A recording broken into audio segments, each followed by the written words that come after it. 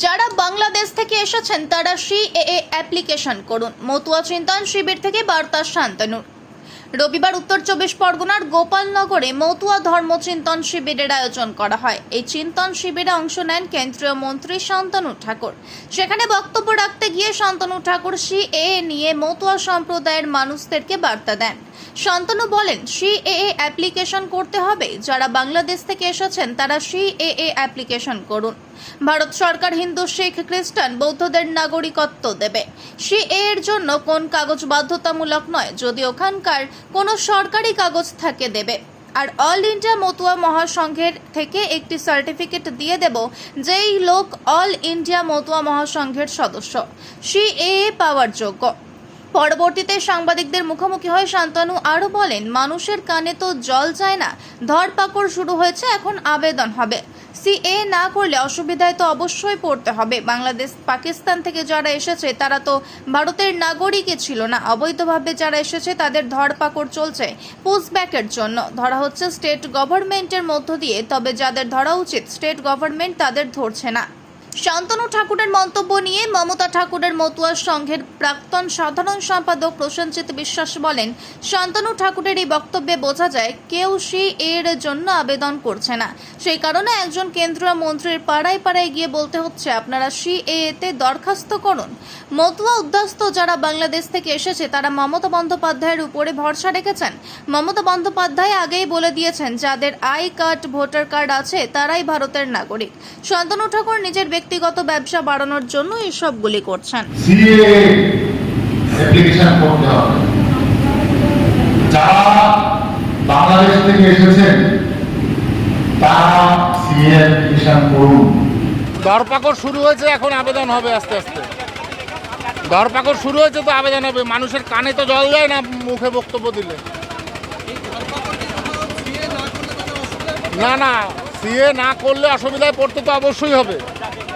বাংলাদেশ, পাকিস্তান থেকে যারা এসছে তারা তো ভারতের নাগরিক ছিল না। অবৈধভাবে যারা এসছে তারা ঠিক নয়, তাদেরকে বাংলাদেশে পুশব্যাক করার জন্য ধরপাকড় চলছে।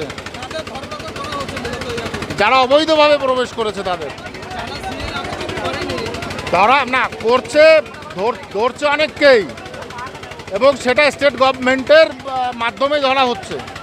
যাদের ধরা উচিত স্টেট গভর্নমেন্ট তাদের ধরছে না।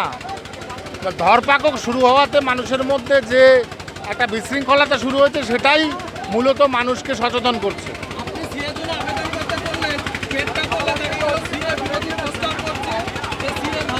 ওগুলো রাজনৈতিক প্রোপাগান্ডা, ওদের রাজনৈতিক মাইলেজ নিতে হবে। ওদের কোনো এখতিয়ারভুক্তই না ওরা। সিএ সেন্ট্রাল গভর্নমেন্টের ইস্যু। আজকে শান্তনু ঠাকুর গোপালনগরে গিয়ে যে কথা বলছেন তার মানে আপনারা বুঝতে পারছেন যে কেউ সিএ জন্যে দরখাস্ত করছে না।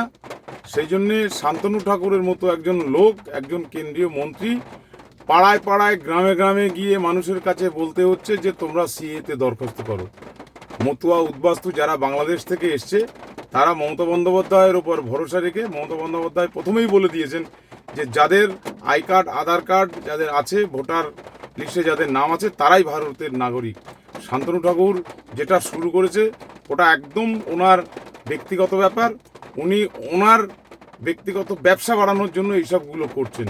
উনি একটা কাগজের সার্টিফিকেট দিচ্ছেন, তাতে ডিক্লারেশন দিতে হচ্ছে যে আমি একজন বাংলাদেশি নাগরিক, আমি বাংলাদেশ থেকে 1985 সালের এত তারিখে এসছি, আমি একজন বাংলাদেশি নাগরিক, আমি একজন হিন্দু, এই বলে উনি সার্টিফিকেট দিচ্ছে। আমার কোনো বোধগম্যে আসছে না।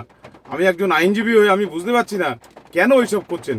স্বরাষ্ট্রমন্ত্রী কি কোনো জিও গভর্নমেন্ট অর্ডার করেছেন শান্তনু ঠাকুরকে যে আপনি বেছে বেছে আপনি যাদেরকে সিলেক্ট করবেন, যাদেরকে সার্টিফিকেট দেবেন তাদেরকেই একমাত্র নাগরিকত্ব দেওয়া হবে? এটা কি হচ্ছে? এটা এই ভারতবর্ষের সংবিধান বলে কি কিছু নেই? শান্তনু ঠাকুর কী করতে চাইছেন? আমরা মনে করছি যে এটা সম্পূর্ণ ভেগ, এবং ওনার পেছন থেকে মানুষজন সরে যাচ্ছে, যার জন্য উনি গ্রামে গ্রামে গিয়ে ওনাকে মানুষের কাছে গিয়ে বলতে হচ্ছে। ওনার পার্টির, বিজেপি পার্টির নির্দেশ অনুযায়ী সামনে বিধানসভা নির্বাচন, সেই জন্য পার্টির নির্দেশ অনুযায়ী গ্রামে গ্রামে গিয়ে ওনাকে বলতে হচ্ছে যে তোমরা সিএতে দরখাস্ত করো। তো কেউ এই সিএতে দরখাস্ত করবে না।